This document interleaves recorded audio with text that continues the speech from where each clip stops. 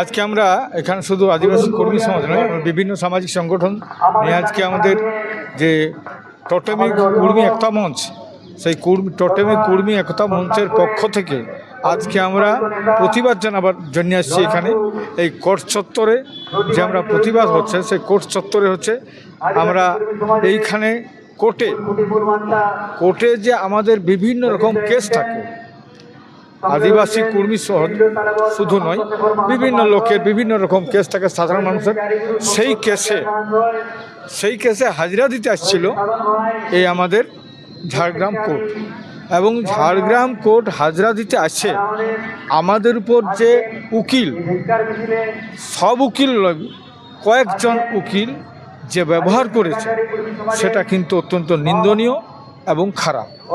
এবং সেই নিন্দনীয় সেই ঘটনাকে কেন্দ্র করে আমরা আদিবাসী কর্মী সমাজ এবং সেই সঙ্গে আমাদের বিভিন্ন সামাজিক সংগঠন যে আমরা প্রতিবাদটা জানাচ্ছি এই জন্যেই যে আর যেন এইভাবে কোথাও কিছু না হয়।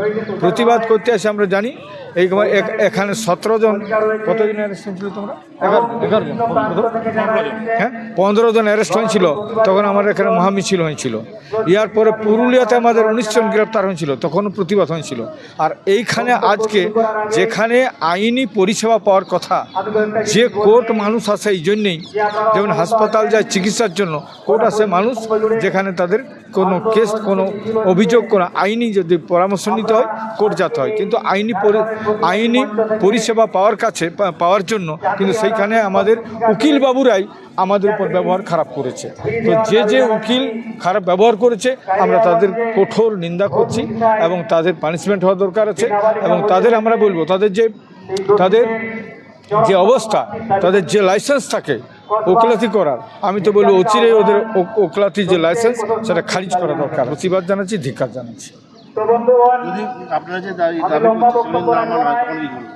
আমরা আগামী দিন, আজকেই আমাদের কথা হচ্ছে, আমরা আশা করি যেটা আজকে আমাদের প্রচার করলেও আমাদের মহামণ্ডল আমাদের অনুপ মাহাতো আমরা বলেছি, সেটা আমরা আলোচনা করব।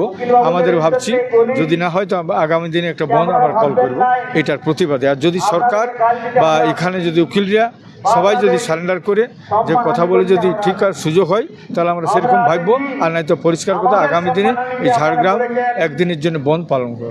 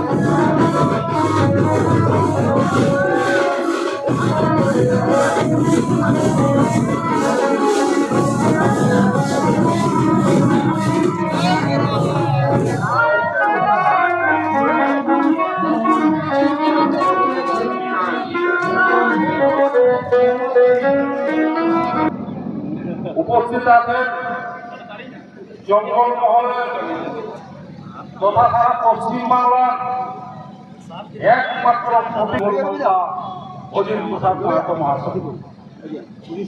একমাত্র বলতে মানে